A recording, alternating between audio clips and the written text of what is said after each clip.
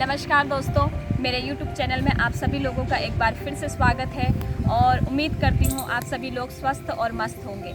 दोस्तों, आज मैं अपना 6th एपिसोड आपके साथ शेयर करने जा रही हूँ और जो मेरा एपिसोड का विषय है वो है डायबिटीज़ यानी मधुमेह। लेकिन विषय शुरू करने से पहले आप सभी लोगों से रिक्वेस्ट है, मेरे वीडियो को एंड तक ज़रूर देखिए और यदि आपको मेरा वीडियो पसंद आता है तो मेरे चैनल को लाइक और सब्सक्राइब ज़रूर कीजिए। तो चलिए शुरू करते हैं आज का विषय। डायबिटीज़, तो दोस्तों डायबिटीज़ होता क्या है? जब हमारे खून में शर्करा यानी ग्लूकोज की मात्रा अधिक हो जाती है तो उस सिचुएशन को डायबिटीज़ कहते हैं। अब ये ग्लूकोज आता क्या है? जो भी हम भोजन खाते हैं उसके बाद भोजन हमारे आमाशय में जाने के बाद मेटाबॉलिज्म के जरिए भोजन कन्वर्ट होता है ग्लूकोज में। अब उस ग्लूकोज को जो इंसुलिन नाम का एक हार्मोन होता है वह है कोशिकाओं तक पहुंचाता है। ग्लूकोज को ब्लड से निकालकर कोशिकाओं तक पहुंचाता है और कोशिकाओं में ही ये ग्लूकोज एनर्जी की फॉर्म में स्टोर हो जाता है और वहीं से फिर हमारे शरीर की वृद्धि होती है। तो अब बात करते हैं इंसुलिन हार्मोन की। जो इंसुलिन नाम का हार्मोन होता है वो हमारे अग्नाशय में बनता है या अग्नाशय उसका निर्माण करता है। जब अग्नाशय यानी पैनक्रियाज इंसुलिन नाम का हार्मोन को या तो कम बनाता है या फिर बनाना ही बंद कर देता है, तो उस सिचुएशन में जो इंसुलिन हार्मोन का कार्य होता है खून से ग्लूकोज को कोशिकाओं तक पहुंचाना, वो कार्य रुक जाता है। तो इसी कारण से खून में ग्लूकोज की मात्रा अधिक हो जाती है और यह बीमारी डायबिटीज़ के नाम से जानी जाती है। तो दोस्तों अब मैं आपको बताती हूँ डायबिटीज़ कितने प्रकार का होता है। बेसिकली डायबिटीज़ 3 प्रकार का होता है मुख्य रूप से, टाइप 1, टाइप 2 और जो तीसरा प्रकार है वो है गेस्टेशनल यानी जो हमें गर्भावस्था के दौरान होता है। तो सबसे पहले हम बात करते हैं टाइप 1 डायबिटीज़ की। तो जो टाइप 1 डायबिटीज़ है दोस्तों, ये ऑटो इम्यून डिजीज़ है जो हमारे शरीर में यानी जब या हमारे पेरेंट्स को डायबिटीज़ है, इस कारण से हमें जेनेटिक ये डिजीज़ टाइप 1 डायबिटीज़ होता है। और जो टाइप 1 डायबिटीज़ है इसमें जो हमारे शरीर की जो कोशिकाएं होती हैं वो हमारे शरीर की अन्य कोशिकाओं को नष्ट कर देती हैं हमेशा के लिए। अब जो हमारा अग्नाशय होता है उसमें बीटा नामक सेल्स पाया जाता है और उस सेल को ही हमारी कोशिकाएं नष्ट कर देती हैं। जो बीटा सेल है वो इंसुलिन बनाने का कार्य करता है और उसी सेल को हमारी कोशिकाएं ऑटो इम्यून डिजीज के कारण नष्ट कर देती है, जिस कारण से हमें टाइप 1 डायबिटीज़ हो जाती है। तो अब बात करते हैं टाइप 2 डायबिटीज़ की। तो टाइप 2 डायबिटीज़ में जब हमारा इंसुलिन हार्मोन हमारे ग्लूकोज के प्रति कम संवेदनशील हो जाता है या फिर इंसुलिन हार्मोन का बनना बंद या कम हो जाता है, तो इसका रीज़न क्या है, ये क्यों होता है? हमारे खान पान, हमारा दिनचर्या का ठीक ना होना, एक्सरसाइज ना करना, योगा अभ्यास ना करना, व्यायाम ना करना और शारीरिक गतिविधियां कम से कम करना, इस प्रकार से हमें टाइप 2 डायबिटीज़ हमारे शरीर में जन्म लेती है। और जो थर्ड टाइप की हमारी डायबिटीज़ होती है वो है गेस्टेशनल यानी गर्भावस्था के दौरान होने वाले डायबिटीज़। इसमें हमारे जब हम गर्भ धारण करती हैं महिलाएं तो हमारा जो एक हार्मोन है वो इंसुलिन हार्मोन को बनने से रोक देता है, जिस कारण से महिलाओं में गर्भावस्था के दौरान इस प्रकार की डायबिटीज़ आपको देखने के मिलती है। तो ये थी दोस्तों तीनों प्रकार की डायबिटीज़ के प्रकार।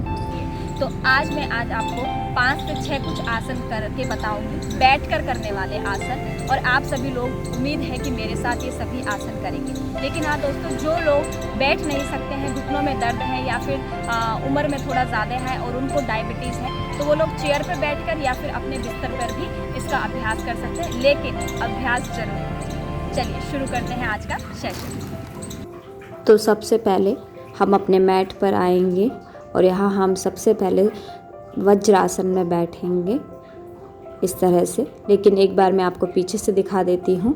देखिए, इस तरह से अपने पंजों को पास में लाएंगे, एड़ियों के बीच में हल्का सा गैप रखते हुए फिर अपने बटक्स को आप हील्स के ऊपर रखेंगे, कमर को सीधा रखते हुए दोनों हथेली थाइस पर, सबसे पहले अपने नाभि के ठीक नीचे राइट पाम को रखिए, यानी सीधे हाथ की हथेली, और सीधे हाथ की हथेली के ऊपर ही अपने उल्टे हाथ की हथेली यानी लेफ्ट पाम को रखेंगे।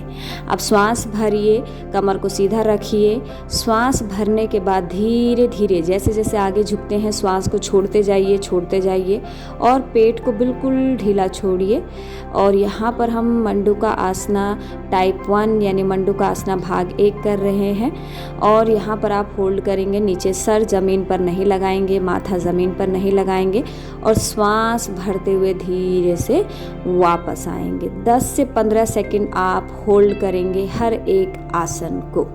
चलिए अब मंडूका आसना भाग 2 करते हैं। सबसे पहले अंगूठा अंदर, उंगलियां बाहर, दोनों हाथों को इसी तरह से मुट्ठी बना लेंगे हथेलियों से और इस तरह से फ्लैट करते हुए यानी लिटाकर आपको मुट्ठी के ठीक नाभि के नीचे की तरफ, यानी नाभि के ऊपर भी नहीं और नाभि के बिल्कुल नीचे भी नहीं, दोनों मुट्ठियों को एक साथ लगाते हुए और श्वास भरिए फिर से और श्वास छोड़ते हुए फिर से पेट को खाली करिए और श्वास को धीरे धीरे बाहर की तरफ छोड़ते हुए होल्ड करेंगे।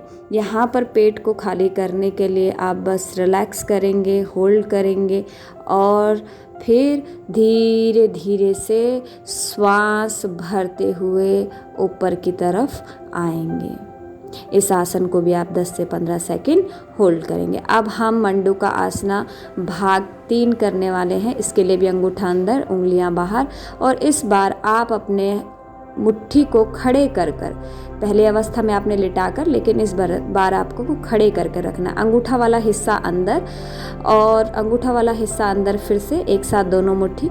श्वास भरिए और इस बार आपके पेट पे सबसे ज़्यादा प्रेशर आएगा। पहले भाग में थोड़ा हल्का प्रेशर, दूसरे में थोड़ा ज़्यादा और तीसरे में सबसे ज़्यादा प्रेशर। आपका पेट इन सभी आसनों को करने के लिए बिल्कुल खाली होना चाहिए। खाना खाने के बाद तो आप बिल्कुल भी इस प्रकार के आसन नहीं करेंगे। फिर श्वास भरते हुए धीरे धीरे वापस ऊपर। बहुत अच्छा। इसी तरह से अब यहाँ पर मंडूका आसन खत्म होते हैं और हम करते हैं योग मुद्रा।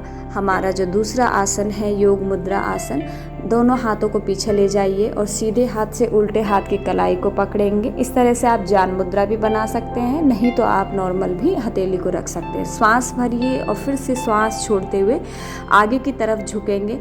आप चाहे तो माथे को ज़मीन पर लगा सकते हैं और आप चाहे तो माथे को ज़मीन पे नहीं लगा सकते। श्वास भरते हुए ऊपर आएंगे। अब वापस आने के बाद जो हमारा अगला आसन होगा वो है आसन होगा शशांक आसन। तो श्वास भरते हुए दोनों हाथों को ऊपर उठाएंगे और श्वास छोड़ते हुए धीरे धीरे आगे झुकेंगे, आपकी गर्दन दोनों हाथों के बीच में और धीरे से हथेली मैट पर। याद रखिए आपके बटक्स हील से लगे हुए होने चाहिए। अब श्वास भरते हुए गर्दन ऊपर और फिर से दोबारा श्वास भरते हुए ही हाथ ऊपर एंड हैंड्स डाउन।